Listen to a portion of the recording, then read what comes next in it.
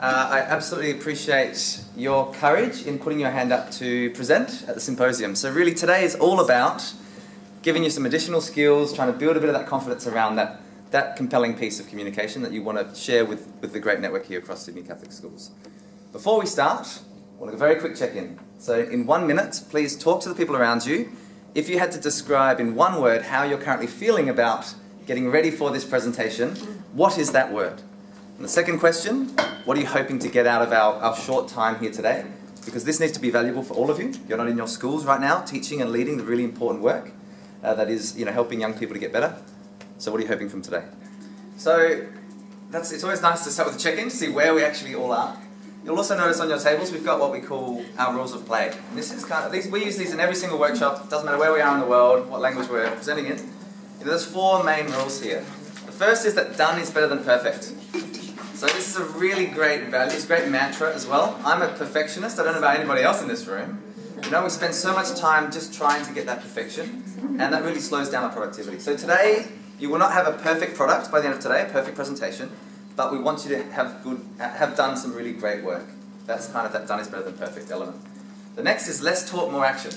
So again, the aim of this workshop is not just to talk at you, and then for you to have all this, this more work to do when you leave. We want the sense of you've got good work done here today. We're not writing a white paper, we're designing a really compelling piece of communication to share with our colleagues across this network. Third rule is think big, act small. This kind of takes up your point, What's the vision? What is it that what's the future that we're fighting for? You look at the best presentations, that vision is embedded in it. But then of course there are the tangible things. What are the small actions that I can take right now as an educator to start moving in that direction and increasing the way that learning is happening in an authentic way in our school? And finally, and this is very important today, we are frank, then we rally. So today we will be giving each other feedback in terms of our communication.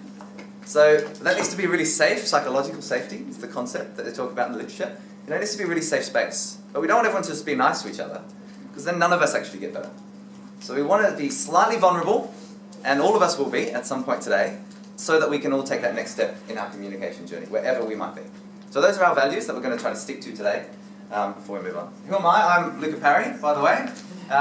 Joanna kindly introduced me. I'm the Director of Programs at Education Changemakers. I actually grew up in South Australia, even though I was born in Nowra with my dad in the Navy. And I went to 2 great schools. Both were Catholic.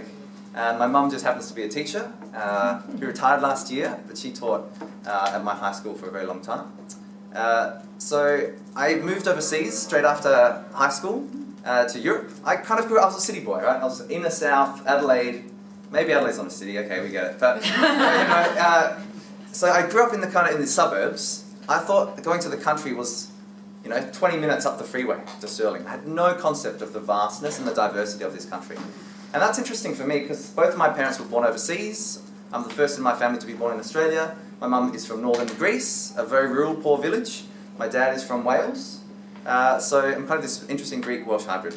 And I lived in Europe straight after high school, and that really expanded my eyes around, that education is one of the key social levers we have for change. So I came back, transferred out of commerce, which is what I was going to do, because I never wanted to sell something I didn't believe in. And I fundamentally believe that as educators, we are salespeople. We are just selling opportunity to young people for them to be a better version of themselves. So I first started working in a very remote school in the Arango Pitjantjatjara Yangpunjatjara lands, which is one of the most remote communities in Australia. And that was my first teaching experience. And I learned how to be an engaging teacher because the other option was that your kids would literally walk out of your classroom. So you would just take any tool, tactic, strategy you had, create your own, just to be that engaging teacher. And I think we broadly got there. We also did some really innovative stuff, largely because our principal, when I first started, was fantastic. I became the principal of that school after 4 years. Wasn't the plan, just what happened, before moving into a system-level leadership role in South Australia, and then joining EC. So that's been my journey so far. And I think what I can contribute to this room are some additional insights in terms of adult learning and what we do. But the one thing that we also talk about is this idea of collective genius. Anything I've got to say actually pales in comparison to the collective expertise that we have in this room here today. So it's the strategies that we share amongst each other that actually matters the most. So that's where we might start. All right. So, quick reflection here. If you've got a piece of technology, you're writing something down, we just want you to think about answering these questions. When was the best presentation, speech, lesson that you ever gave? If you have to think back to the thousands that you've delivered over time, is there one that stands out? Give you 1 minute to think about that. Note it down if you can point it out at all. It might just be an element of a lesson even. What was that time when you saw, you walked down and you said, that went really well.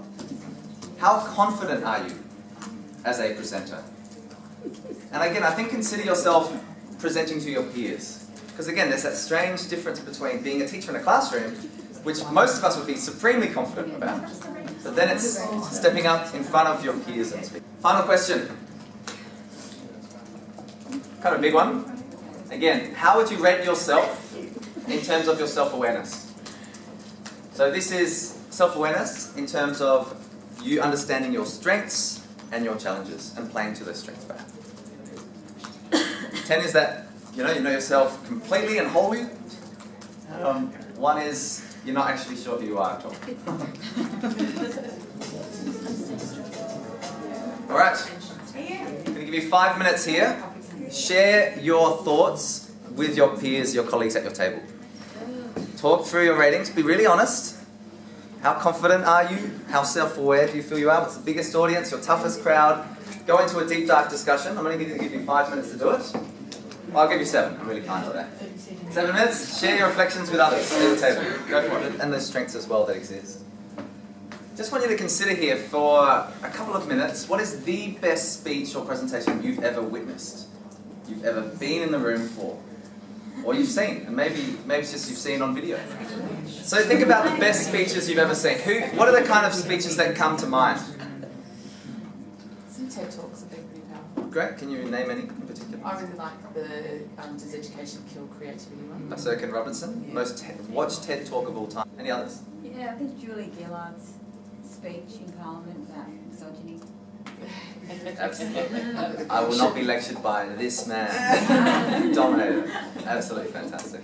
Michelle Obama's exit speech from the White House, I think. Yes. In a similar sort of vein. Absolutely. Okay, and you can add, Martin Luther King Jr., I Have a Dream. There's some really brilliant pieces of communication out there. So, again, for 2 minutes here, just consider what elements made them great. Be they ones that you attended by yourself or some of these larger TED Talks that you've seen. What were some of 3 characteristics of that talk that made it so epic? 2 minutes, have a think about it. Write down 3 things. Let's hear some examples. Love to hear some examples. Start with this table first. What some of these how would you explain your session? You said less words and use of images. Great. So if you were to explain it to what you're going to teach, well, how would you explain it to a 9-year-old that was sitting in your audience? Okay. So you're opening, you're starting, and think, okay, today we're going to do what? We look at it from a skills perspective.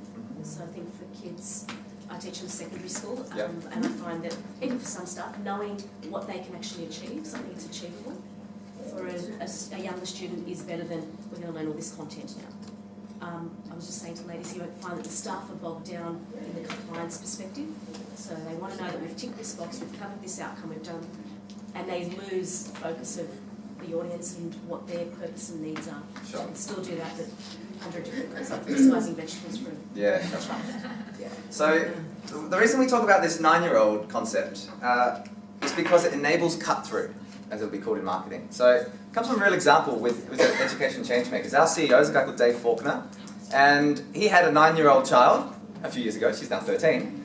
But she had a friend in the back of the car, and he was driving. And the friend of his daughter asked his daughter, "What does your dad actually does? Because he always seems to be flying around. I don't actually know what he does." And as a 9-year-old, she said, "Oh, he finds clever teachers and helps them do their job better." Is that good? And that's it. That's the cut-through. That's the essence of what EC is. I mean, we can talk a lot about looking at refining pedagogy and transformative models, but ultimately that's what we're trying to do. So by framing the vision that you want to share as if you were framing it to a 9-year-old is a very powerful way to say, this is the essence of what I want to get across today. And also strips away a bit of the jargon that we love to throw in there. Those TLAs, 3-letter acronyms. which we love. Let's hear some more examples of I wrote, and people are familiar with what I do, so they'd probably it makes sense to them. I'm going to help teachers show students how to read and write like an artist, a dancer, an actor, or a musician. Great. That's lovely. Video observations to improve pedagogy. So we wrote, we're trying to figure out at St Christopher's, is that what we do in the classroom worthy of your time, and how can we do it better? Great. Really simple. Love it. Any other examples? Sure, yeah. I've got one. I'm not sure I've got it for the 9-year-old though. We keep hearing we're time poor. We don't have the time. I'm worried about the time element. We heard this morning someone said that. Mm-hmm. My session is about recalibrating time, creating opportunity, delivering product, and demonstrating growth. Well, if I was talking to a 9-year-old, I might say, today we're going to find time that doesn't exist. Oh, that's cool. That sells it much better. That's a great. Sorry, John. So that's kind of, this concept of explaining to a 9-year-old is something we want you to keep in mind. Sad to say, in the linguistic analyses, and I've got an applied linguistic master's, I speak 5 languages, I love languages, it's my kind of thing. They looked at analysis of the language that was being used in the US election. And they looked at the language that Donald Trump was using. And it was a year 3 level, basically a 9-year-old, right? And you looked at someone like Bernie Sanders. He was using a year 11, language kind of complexity. So the thing is, when you think about cut through in a world that's filled with information, having simple messages, companies pay tens of thousands of dollars to someone to brand up a really simple message. And so this is what we're encouraging you to do as well about this vision piece, is explain it to adults the way you'd explain it to a 9-year-old, because it's so much simpler. And then build into the complexity as you move forward from there. So we're going to move on to pitching. So everyone seen Shark Tank? Yes. Gosh, I mean, can you imagine that you got the 56-year-old man who's spent 25 years creating this idea in his garage, and he gets up in front of 5 sharks and delivers a pitch, and sometimes it's a car crash, like it's terrible. And then, of course, he gets hammered by the sharks, or they invest in his product really cheaply. It's kind of, the sharks never lose, to be honest with you. It's kind of a really good business model. But basically, that's what they're doing, is pitching their idea. And this is something that you would do as teachers and leaders all the time anyway. But really, refining this skill is one of those amazing communication, tools that you can have to pull out from time to time. Because really, leadership is influence, and that's trying to bring people in. And if we can't change people's minds, or try to increase their commitment, we can't change anything at all. We're not truly leaders. So I'm going to take you through a pitch now and how you can build a really compelling one. I'll do an example of one after this as well. But there are basically 9 elements that we would say create a really compelling pitch. Something that people walk away with, saying, I want to buy that product in the business world or in the economy, or I want to get on board with that project. Or in your case, I'm really excited about that session and how it sounds. That sounds like that's something I'm really interested in. So, 9 C's. The first C is complete. A brilliant pitch is complete. It's called an elevator pitch sometimes. It's that idea that, you get in, you're on the 13th floor and in walks in Bill Gates and says, oh, you're a teacher, right? So tell me about what you're up to. You've got 60 seconds before you get to the ground floor to try to convince them to invest or, to write a check or whatever it might be.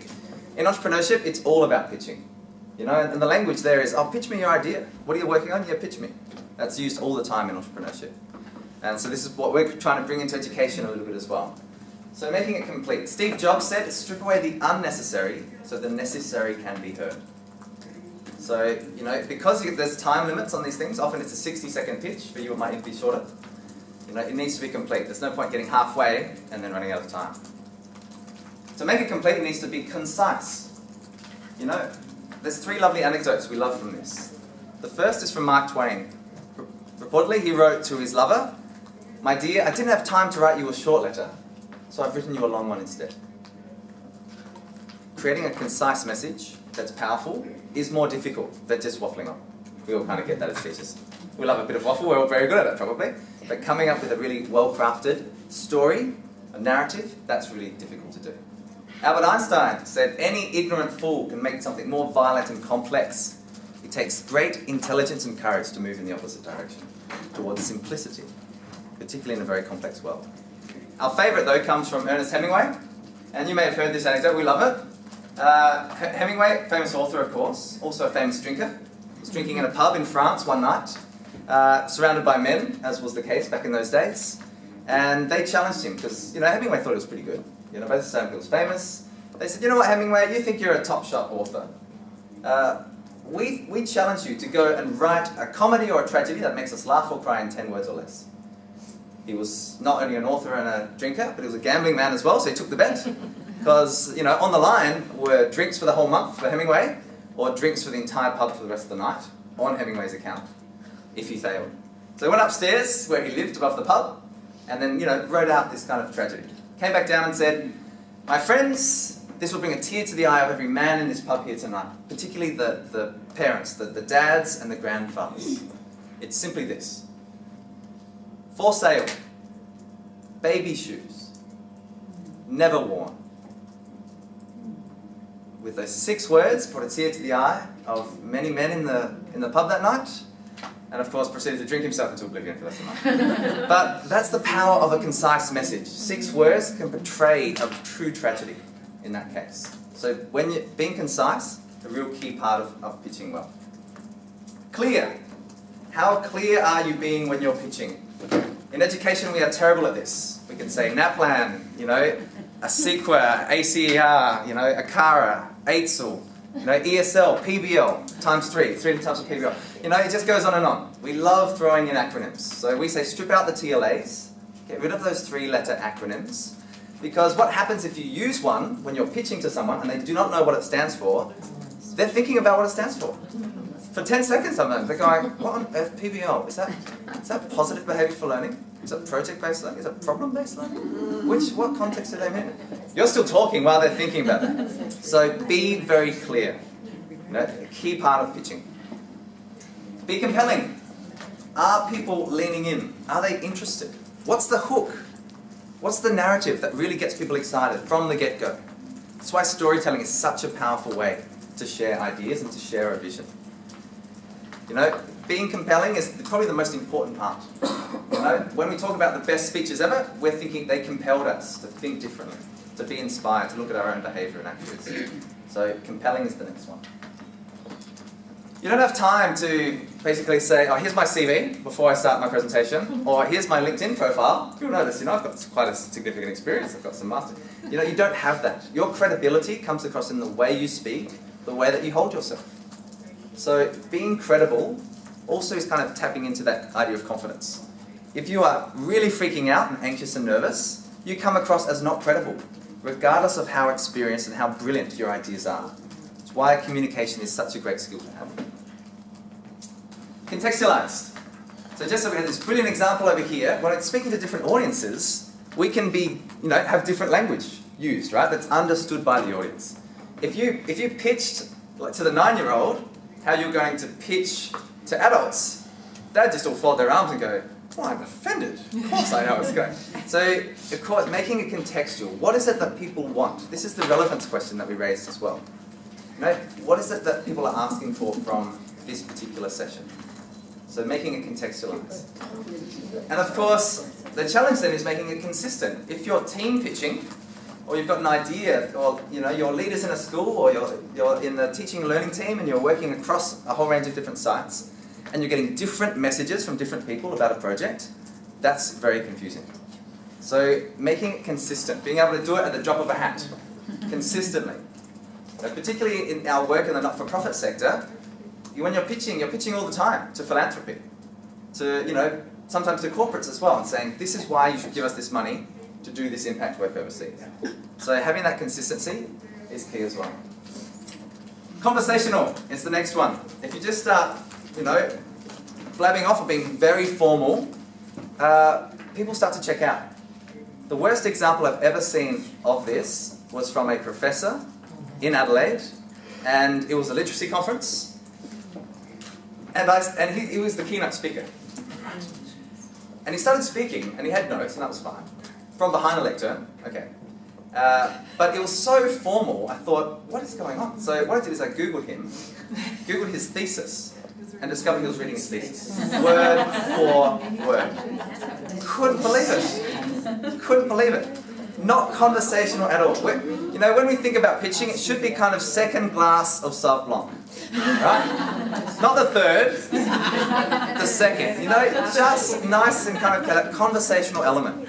As we said before, the best communicators in the world, it's as if they speak to you directly, regardless of how large the audience actually is. Louise, a glass of wine for the presenter. Glass of wine? Yeah, just beforehand. And finally, this is what makes it a pitch. The close. It's also called the ask.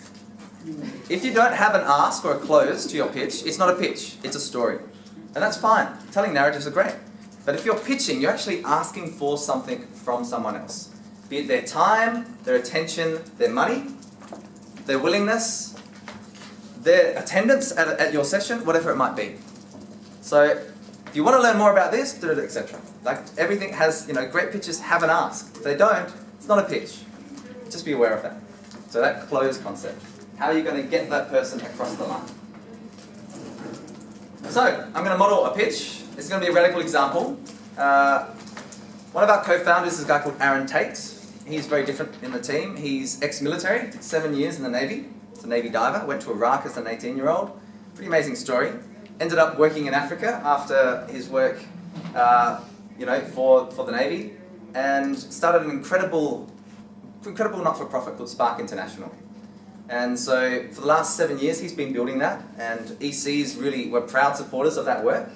It's now called YGAP. They've merged. They're based in Richmond. They have an amazing restaurant called Feast of Merit, but they do work overseas in developing countries, trying to really back local leaders. It's powerful stuff. So this is the pitch that we would use when we're talking to philanthropists. You know, people like Kerry Stokes, and saying, Kerry, this is our work. Can you give us a couple $1,000 from the $3.5 billion that you have? So this is what it looks like, hopefully. So I'm sure many of you know that 1.2 billion people live in extreme poverty in the world. That means tonight they'll go to bed hungry, or they won't have a nice home to sleep in, they won't have a job to go to, or they'll be struggling with their health. What you might not know is this. In the last 50 years, over $1 trillion of aid has gone to places like Africa, from Australia, from Europe, from North America. And yet, poverty isn't getting better in Africa. Outside ideas are not working. At Spark International, we do things very differently. We back local leaders with local solutions to local problems. Does it work? Absolutely. 260 different entrepreneurs have changed the lives of 400,000 people that are living in extreme poverty, which means they now have a job, they have better health, they're attending school, or they have a better home to live in. We're not the heroes for Africa, but we know who they are. Log on to Spark International and change the world today. Wow. So that's kind of an example of a pitch, you know, that's an example of a pitch. So, and what you see in the entrepreneurship sector is people get up on stage and they pitch consistently. Just kind of pitch nuts, right? So what we want you to do is build your own pitch now around the idea. What is it that you're going to share that's compelling? How are you going to pitch that in 30 seconds? So again, all of those 9 C's, 30 seconds. How come you got a minute? That's a good call. Yeah, how come so it's just really trying to get to the essence of what you want to get across. What's the vision that you're sharing through that session at the Symposium on the 3rd of July. Before I start this 7-minute timer, this is 7 minutes just to build a pitch. Write it out verbatim if you can, if you want to. You can dot point it as well. After that, we're going to focus on structuring your actual presentation, and after that, we'll focus on delivery. Best of luck. So I'm going to throw at you just a range of insights here. Again, I recognize you're all great communicators already. You're all educators. So, you're teachers, which is brilliant. So we're going to throw just a few different ideas at you, a few different strategies, just ones to add to your toolkit you already have. The first thing that we think creates a great presentation is to start with a story. I think the most compelling pieces that we've ever seen are when people tell a narrative, a well-constructed story. And when they tell it, and they interweave it with the content that's important to learn, but it's basically through the eyes of someone, because then we can connect really deeply with it. We then have some great communicators out there. I have to say we think this guy is one of the best at it. It's a shame that we don't have his inputs as much as we do nowadays. This election had many firsts and many stories that will be told for generations, but one that's on my mind tonight is about a woman who cast her ballot in Atlanta.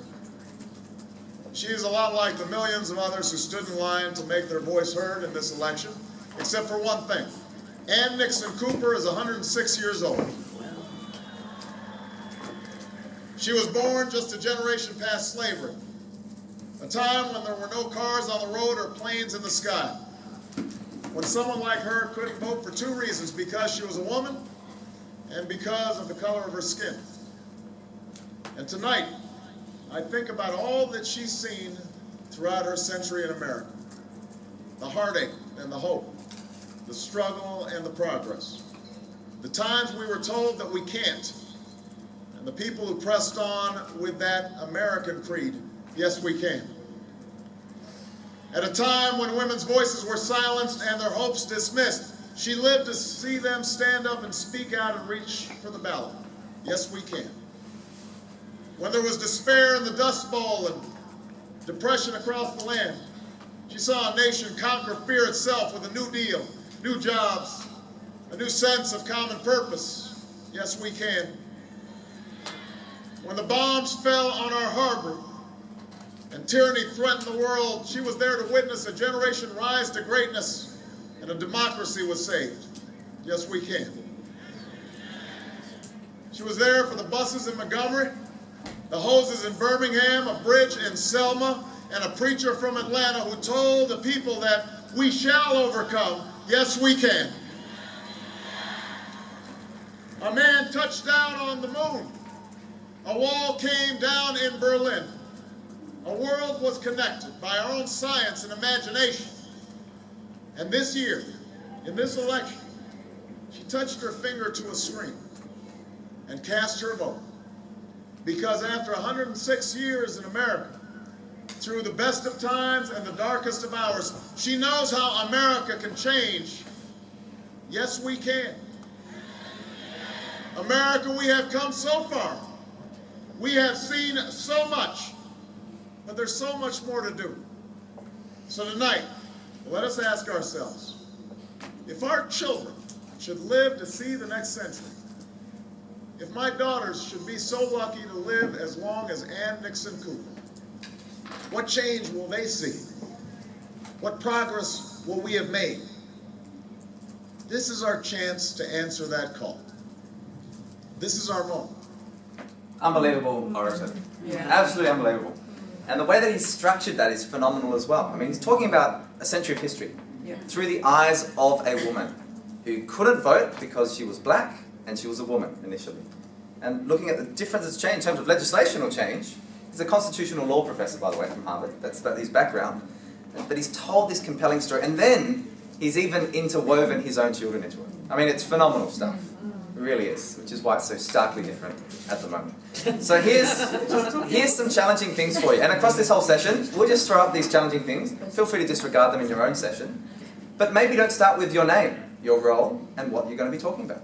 Start with a story. Literally, everyone goes quiet. Say, thanks team, we're going to start. I want to tell you about John. And just launch into it. Sure, and then introduce yourself after. But people all of a sudden go, oh, this is a bit different. Rather than saying, hello everybody, my name is, and the formal professors did this brilliantly from behind a lectern. I'm the chief investigator on an ARD, blah, blah, blah, and off they go for 20, 30 minutes, about their own story. Go straight into a powerful story. That's what we think is a brilliant way to structure the beginning of a speech. After that, throw in statistics. The compelling case for change. Why should people across this study, yes, they would have opted in to go to your session, but why should they, really apply themselves and pay attention? What are some of the statistics that are shifting? We often use quite a lot. I mean, we've got a great website called ecstats.org, where we've curated a whole range of national statistics, which we use with our kind of leadership participants. And those that went through the Innovate Now work, Maxine, you might remember that website. So we say 1 in 2 teachers are leaving the profession in the first 5 years. We need to do something about that. We also know that 38% of kids say that they are bored in class often. and that 7% of teachers say the kids are bored. So we've actually got a 31% difference. Interesting. We also, we also know that 40% of kids in the latest Grattan report are often unproductive. I either have low-level behaviours or disruptive behaviours or even aggressive and antisocial behaviours. 40% of kids on any given day. That's what the teachers report nationally. It's a very strong correlation with it. And off you can go, right? Providing some of those hard-hitting statistics and personalising them, rather than saying 62%, you can say 3 in 5. That means, this many people in this room are affected by whatever. That's a really great way to create a compelling case. I've read over there, why is critical thinking critical? Great opportunity for a statistic right after that. A great source is the Foundation for Young Australians. They release a thing called, I think it's called The New Success. They've got some brilliant reports out there saying why education needs to continue to evolve and why we need to increase the quality of it. Lots of great sources there. But ecstats.org, if you want to check that out, it's a good place to have a look at as well. Interact with the audience. Don't make it a one-way flow. Asking a question, just because you're presenting, just say, team, I'm going to give you 1 minute here. Think, pair, share. Lots of different teaching, pedagogical tools you can use here. But, just take 1 minute to think about this, and then we want to hear back from you. Engage them up front. Interact with them. The science is pretty clear on this. After 20 minutes of listening, people just start to switch off. Even adults as well. For kids, younger kids, it's much shorter. So, don't wait for 20 minutes, just embed it throughout. Next thing is have a few key points to get across. We know that you're brilliant professionals and the knowledge that you have is significant. But this is you talking on a particular theme. So there's nothing more frustrating than walking out of a session going, that was great, but I don't know what I'm meant to do. It's kind of when you're inspired but you haven't got any direction. So having those few key points and having them really clear and explicit, and I think that's what Joanne was talking about this morning, having those really explicit notions up front are really great. Memorable mantras. You can see these in some of the best speeches of all time. Yes, we can. I have a dream. Some really brilliant ones. Make America great together. To be honest, is it effective communication? Absolutely. Absolutely is. It's why it's used. It's been focus grouped as well, and people like it, so off they go, right? So, having memorable mantras. Wouldn't it be great if someone walks out of your session going, critical thinking is critical? Or, whatever it might be. It's a memorable mantra that you've repeated 3 or 4 times across that session that then they can embed and take into action further. That's really good. Alright, use simple words. We are all guilty of this, particularly myself. I've done a lot of academic study. I love a good jargon. It's kind of you can have a bit of go, who's got the more complex language, the nuance, the nous and the acumen, and you can go on it's pulling words. It's beautiful. Language is beautiful. And I'm a languages teacher. But when you are communicating to others, use simple words. Don't be simplistic, but just get to the essence of the piece that you're trying to communicate. Often what we see in academia, I think it's fair to say, is unnecessary use of language. You're overusing. It's not even a more specific term, it's just, we're just going to use it because it makes us sound smart. It makes us feel good. So, be simple. Here's a really great example of that. And I think it's slightly loud to start with, so we really like this. Celebrato! My brothers! This day you fought with honor. This day you vanquished those that mean to smite us. The Dark Lord forged his enemies to wreak their terror, but we persevered and slayed them forthwith.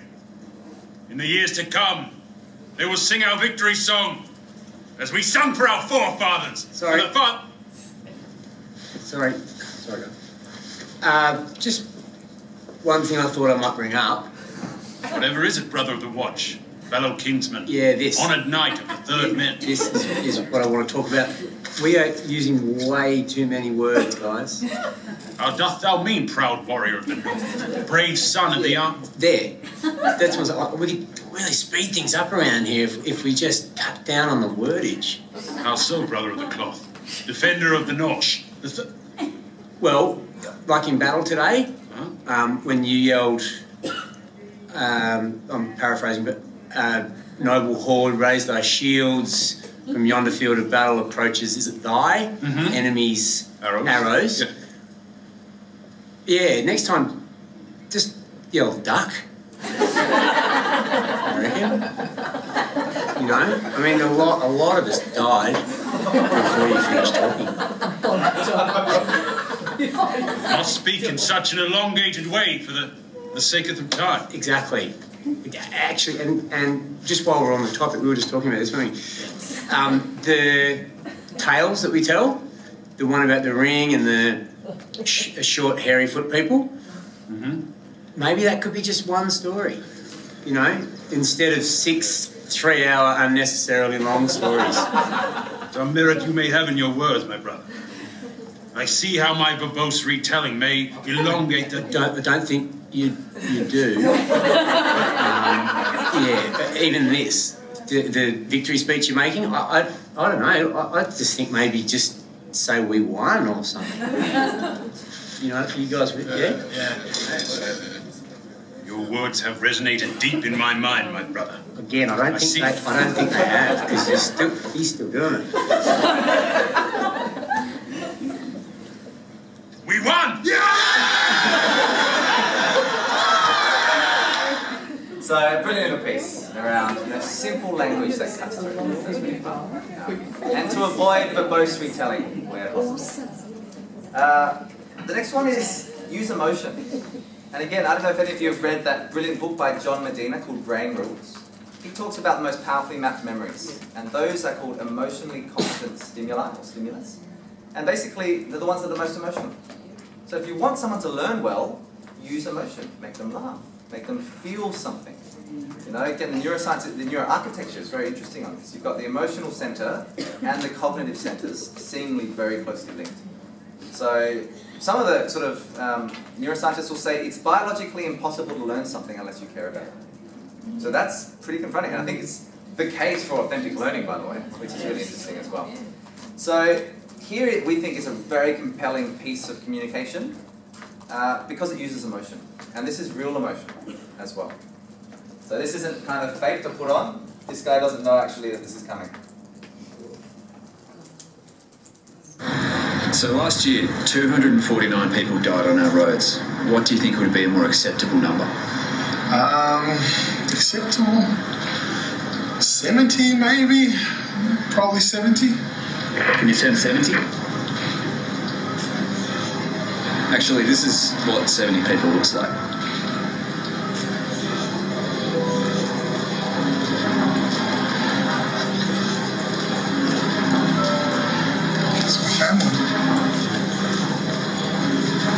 So now, what do you think would be a more acceptable number? 0. 0.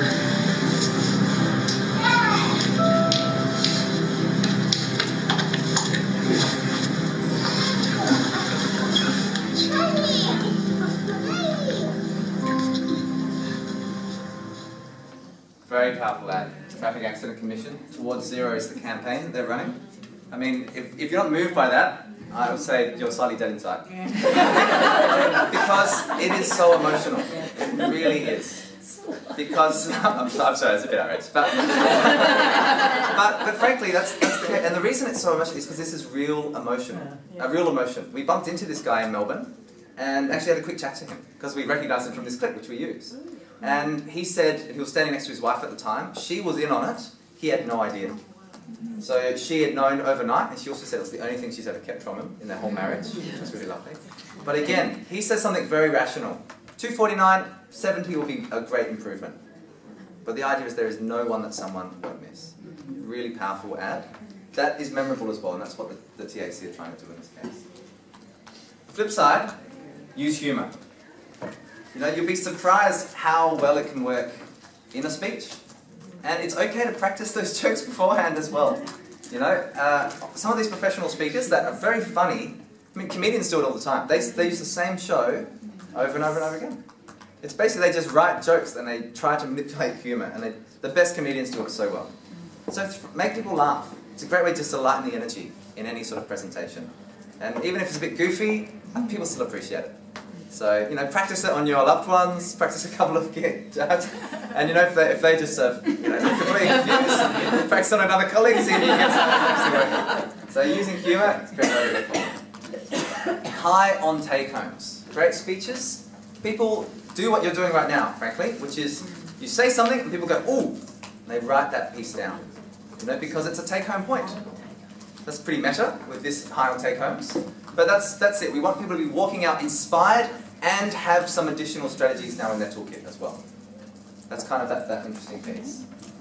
Throw in some radical ideas from other sectors, from business, from entrepreneurship. Be a little bit cheeky sometimes. That's kind of cool as well. Or, flip the whole presentation thing on its head and actually have people get up and present to the entire room instead. Be the facilitator. Be really radical. Because I think we often have an absence of creativity around what it means to be a presenter and to deliver a presentation. So use your creativity as great educators to try to come up with something interesting.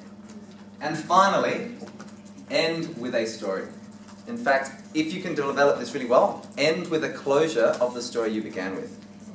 It's a very powerful way to create a really compelling piece of communication. And this is what we see Sir Ken Robinson do. He talks about the stories, really brings them out. So personalize this as well. Yes, we want the abstract knowledge, and we want the research, but we want the stories embedded in that as well. It's the qualitative as well as the quantitative that really matters. Final 20 minutes, I thought it might be pertinent, might be interesting to share some concepts around presentation. We're all teachers, we all stand in front of groups and talk with them, to them, hopefully not at them, although we probably have to use that strategy from time to time. So these are just some inputs around how to share the vision really well as a presenter, as a speaker.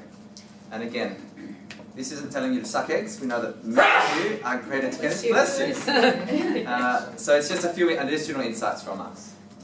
The first one is to chill out.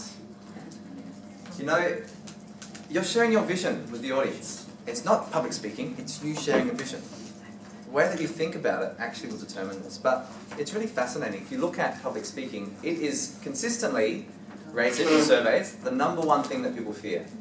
Above snakes and spiders and even above death. So the joke is, if you're at the funeral, you'd rather be in the casket than giving the eulogy. People say death, I'm scared of death, it's 6th on the list, but I don't want to be the public speaker. So, it does actually, it's a perfect storm for activating stress responses.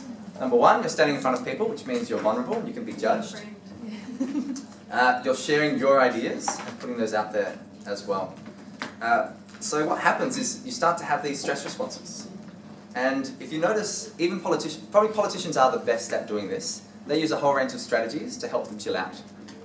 They will say phrases like, and almost paralinguistic ways, they have little meaning. They say, well, what I would say is this. That is just time for them to chill out and to think about it. That's all they say. Well, if I may, if I, and Abbott was very good at this with the hand as well. Well, if I may, and he's just trying to chill out the journalist, because often it's confrontational. But being able to chill out is absolutely key to being a great presenter.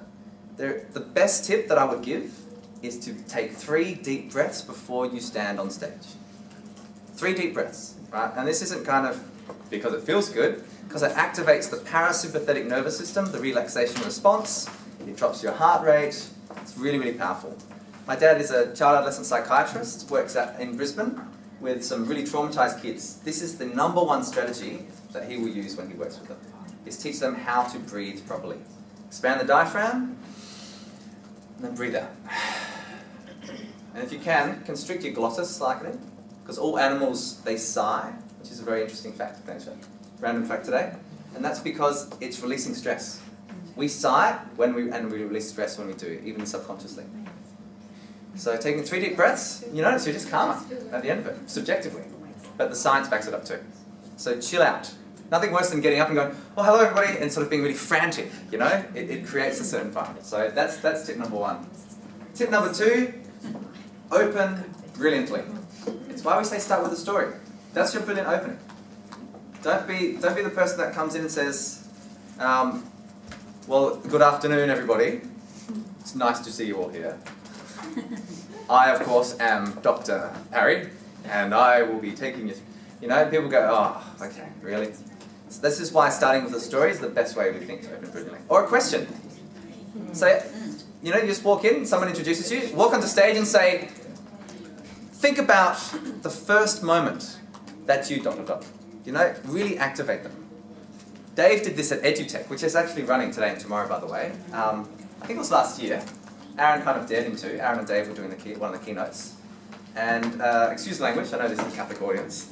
But one of Dave's first experiences as a teacher was out in the far north of Western Australia. And he walked into a classroom. And so he had an experience there, and he shared it on stage. So Dave walked onto stage, he said, so when I first became a teacher, I walked into my first classroom, and there was a kid sitting on the desk. And he looked at me, and he said, what the fuck do you want? He said that in front of, you know, the audience of EduTech, 2,000 people, and people went, what? Oh. You know, and it really just broke it up, particularly in terms of people keynotes. So you don't have to be that extreme. But think creatively around how you might open. How you might open brilliantly. Everybody can do that. Everybody does that. Next one is to slow down. We are all guilty of this, particularly when we're excited. Or we're kind of, you know, a little bit nervous. We will start racing and we'll talk very quickly. I mean, you know, when you're speaking on stage or you're speaking with a larger group of people, it's necessary to slow down. You know, we often speak, I'm probably speaking at around 120 words per minute at the moment. Ideally, you want to speak at 100, slightly slower, so that there is time for people to think, to connect. One of the greatest speeches of all time is a brilliant example. Listen to how slow Donald Martin, MLK, is actually speaking here. So even though we face the difficulties of today and tomorrow, I still have a dream. It is a dream deeply rooted in the American dream. I have a dream. Very slow, you can tell. And the larger the audience, probably the slower you should speak. Obama does the same thing. Lots of pauses as well. But the speed, the pace at which you speak, you know, just need to be cognizant of that as well. If you're going to remember anything from this kind of presentation concept, this is a good one. It's be sincere, be brief, and be seated. Think about, you know, you're at a wedding, and you're excited to be there, and, you know, upstairs is the father of the bride, and just goes on and on and on. And you know, the tie's a bit off, or the tie's around the head, you know, it's really getting interesting then. More than 2 Chardonnays. More than 2 Chardonnays, yeah, on the gym beams or something, who knows. You know, and people just kind of roll their eyes. It's kind of funny for a while, but after, it just becomes awkward, and people say, come on, let's quickly get this moving. You know, and then you've got, you know, the grandmother of the bride, perhaps, that stands up, and she says, I just want to say that these 2 lovely people are an incredible couple, 2 souls that have met each other. And I've never been so thrilled. They will have a long, prosperous, and loving life together. Cheers to them. Sits down. And everyone just goes, oh, Granny, yeah, exactly. So it's this sincere, brief, and then sits back down. So again, it's easy to get on and grandstand, but this is the concept of, yeah, speak concisely and then activate others as well when you're doing a 30-minute session as well. Circle of fear, very simple. Everyone writes down a random concept on a post-it note, throws it into the middle of a circle. And then basically randomly you go up and pick up one, and you have to speak on that topic in a compelling way for 13 seconds. Right? What happens when that comes out is your cognitive load is challenged because you're trying to think on your feet, and what will happen is your mannerisms, that thing that you do, will come out. We all have it. Yes. Mine, by the way, yes. Mine, by the way, is kind of my resting position, which is this. So I do this from time to time when it's my, I don't know, it's my thing. So, and I comment, I go, okay, actually. But what we teach people to do is to do the mini T-Rex. And you notice, most of today, I've just been doing a T-Rex. Got the hands like this, right? And you bring them out and you can gesticulate somewhat. Be passionate, you know, because what are the other options? Power triangle, Donald Trump. You know, hands in the pockets, bit too casual. The back pockets, even worse. Up here, you know, you don't know what's going on, right? And cross just doesn't work as a presenter at Hatchwall. So really, this is the best position to go with. Moving them in and out, having your palms open as well is quite a nice way to do it. You know, this is a bit more powerful with your hands down, talking. This is what Bernie Sanders does all the time, by the way. Talks like this. And what we need to do You know, so opening up your palm. So anyway, that's kind of really interesting. But what we find is that people will spin rings. The classic, they go the haka, you know the old haka? So, or they do the old, all right, you know, which is a classic teacher ploy. The other one is the old, so, we're going to be, and it's kind of the rocking on the feet, etc. We all have them, and they come out when we are using a lot of our cognition, which is why we throw you in the deep end, and people all of a sudden, they start going, oh, snakes, oh, you know, everything starts coming out. So it's just interesting to test that. Because of course, we say we're fun. So you stop playing with yourself. Dave's, by the way, so we all know in our team, because we facilitate together often, Dave's is this. Always playing with his shirt. You know, that's his thing. And I can say, Dave, you're doing it. He's like, oh, yeah, sorry. Aaron's is that he will spin his ring, or he picks up a pen. Just carries the pen around. Right? So we all have them. And so finding out what it is that you do and then trying to minimize that is important. But not in a way that destroys your authenticity.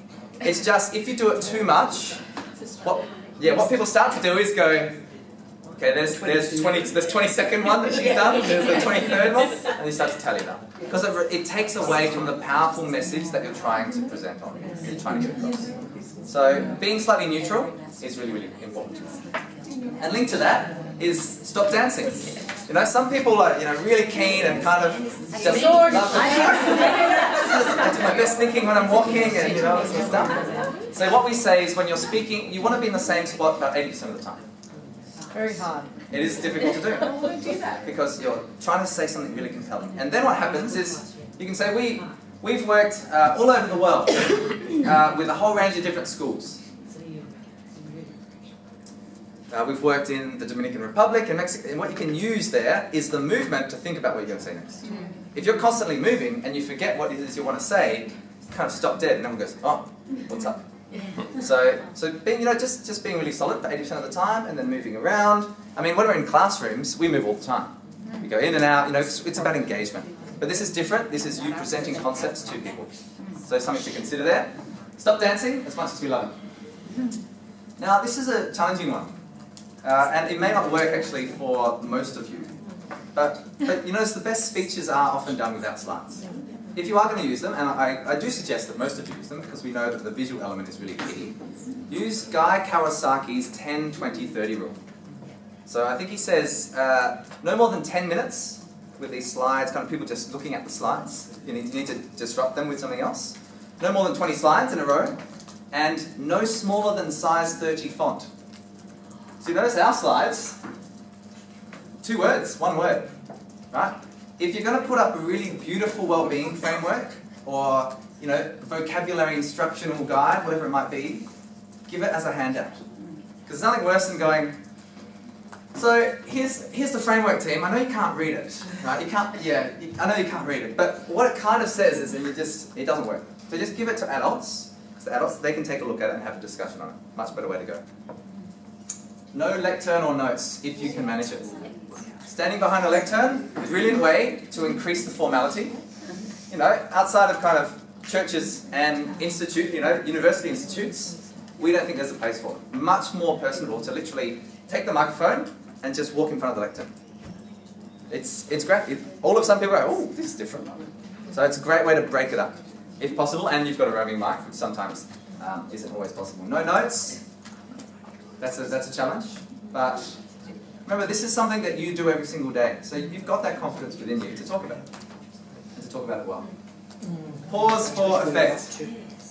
So, again, goes without saying, but don't discount it. If you say something profound, particularly a memorable mantra, you want people to remember, you know, actually take a couple of seconds afterwards to allow it to sink in, to process, particularly if you're using emotional stories as well.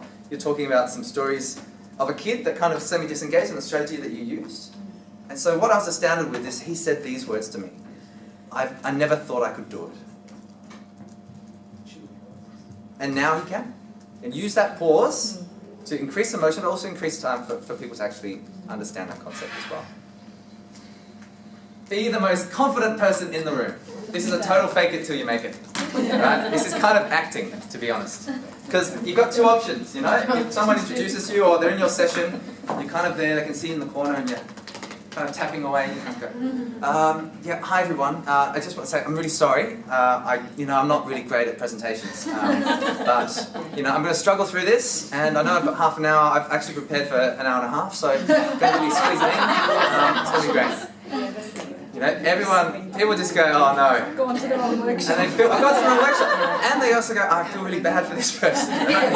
You start to empathize. It's like watching The Office, it's kind of really awkward. So just stand up, this is your story. This is your opportunity to share something you're passionate about and something you do really well from your classroom setting.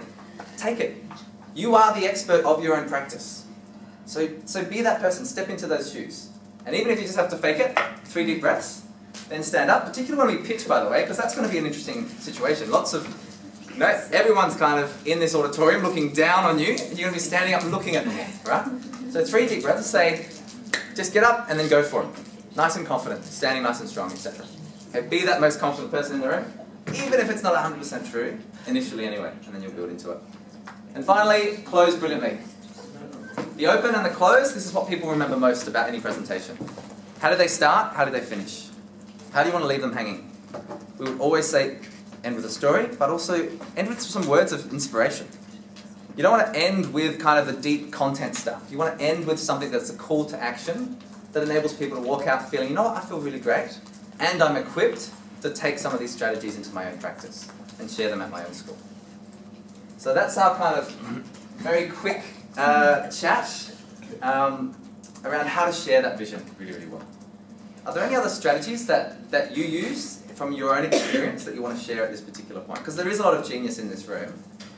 What are some ones that you do when you have to speak? I've spoken in the past. We beforehand. That's great. Go to the bathroom. Absolutely. Because all of a sudden you didn't need to go, and as soon as it's great, 30 seconds to go, you have to go. Totally, because the anxiety kind of nerves come on. It's a great tip. I might check it in there. Where is the bathroom? Love it. Yeah. This is probably more for sort of all-day sorts of things or longer sessions, but before it starts, walking around and just chatting with people at an informal level so that you're engaging with them and starting to create a relationship. Absolutely. It's a really great way to go. Now what you can do is, they can often give you energy if you're feeling a bit nervous. You've got a connection in the front row, so it's always nice to go and speak to people. Oh, where are you from? Great. Have a quick conversation and say, I was speaking with Gary before, and it's actually a really good technique to use. Yeah, great strategy. Love it. Yeah. Oh, provocative questions. If you're ever panicking as well, you're not sure what's going, just throw a question to the audience as well. Like, I've forgotten what that next bit is, so I just want you to think about it here for 1 minute. Then throw them a really provocative question. Really basic things. Rehearse with an audience, if you can, and say, can you just sit through my opening and tell me, am I going too fast? Yeah. Or is there something wrong with my pitch? Or tape yourself and hear it back. Timer. It's very useful. Absolutely. One other thing is, if there's technology in the room, test it beforehand. It's nothing worse than someone going, sorry, the slide's not working anymore. I can't get away. And everyone goes, it's a real shame. Or microphones that aren't working. Go and see the actual space and walk on it. The rehearsal part is brilliant as well, because that drops your anxiety, which means you can be calmer, which means you can keep that prefrontal cortex operating at maximum optimal level. Because what we have when we start to have anxiety, right, we almost go into an amygdala hijack, right, which is that fight, flight, freeze. And we might have seen it. People are just frozen completely and just don't know what to do. Like, and we've got lots of other really interesting content, particularly from the media and politicians who have just gone, they weren't expecting the question.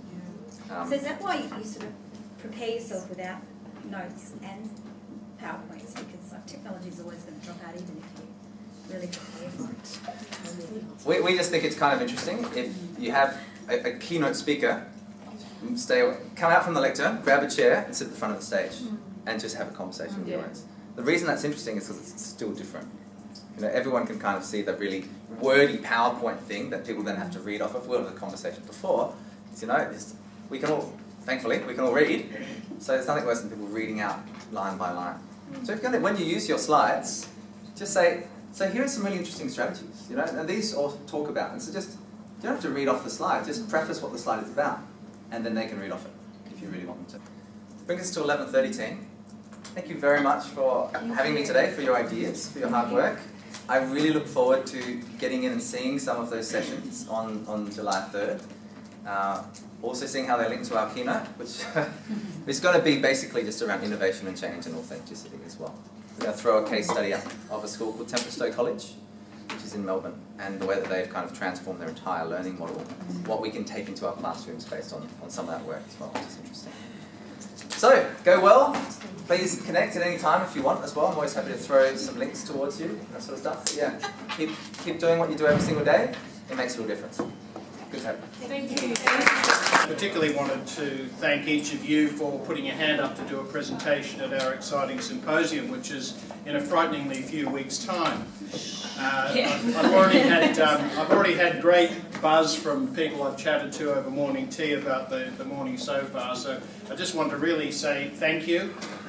It takes a bit of courage, but without people like yourself who first of all have the courage to make the change in classrooms and then have perhaps a bigger leap to go and share that with colleagues, I don't think we move as a system. So you're very important to us, and I'm very much looking forward to spending the day with you on July 3.